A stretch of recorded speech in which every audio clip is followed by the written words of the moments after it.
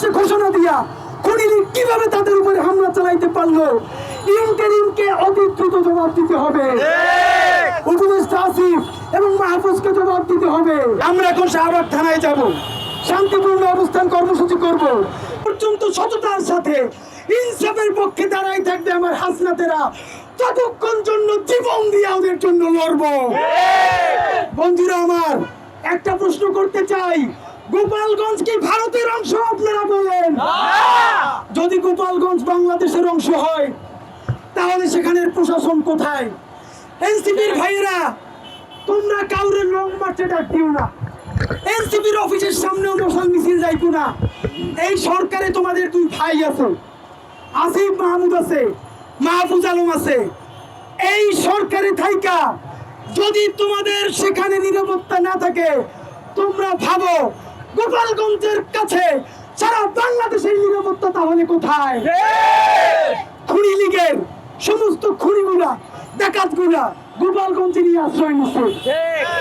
আপনাদেরকে একটা কথা জানাই, এতদিন যারা মব মারাইতো, সেই মব মারানিগুলো কোথায়? এনসিপি আমার ভাইয়েরা সেখানে তো ঘোষণা কইরেই প্রোগ্রামে গেছে, শান্তিপূর্ণ সমাবেশে গেছে, হঠাৎ কইরা যায় নাই। আপনারা যখন জানেন যেখানে খুনি লীগ ভিডিও করেছে তাদের উপরে হামলা করবে, তাহলে কেন অন্য জেলা থেকে পুলিশ নিয়ে নিরাপত্তার চাদর বিছিয়ে দেওয়ার চেষ্টা করেন নাই? আর্মিরে বলতে চাই, গুন্ডা মুজিবের কবর পাহারা দেওয়ার জন্য চতুর্দিক ঘিরে রাখছেন, আর আমার ভাইগুলা আহত অবস্থায় কাতরাচ্ছে, তাদের পাশে আপনাদেরকে দেখতে পাই নাই কেন? আর্মির ম্যাজিস্ট্রেসি থাকা অবস্থায় একটা শান্তিপূর্ণ সমাবেশে পূর্ব পরিকল্পিত ভাবে প্রকাশ্যে ঘোষণা দিয়া খুনি লীগ কিভাবে তাদের উপরে হামলা চালাইতে পারলো, ইন্টারিমকে অতি দ্রুত জবাব দিতে হবে। উপদেষ্টা আসিফ এবং মাহফুজকে জবাব দিতে হবে। আর্মি চিফ ওয়াকার সাহেবকে জবাব দিতে হবে। পুলিশের আইজিপি আপনাকে জবাব দিতে হবে।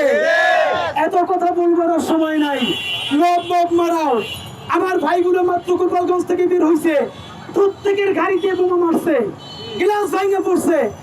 ভিডিওতে দেখলাম আমাদের বোনেরা তাদের ওড়না খুলে তারপরে গ্লাসের পাশে ধরে রাখছে, যাতে ভাইগুলোর উপরে আরো আইসা তারা আক্রমণ করতে না পারে।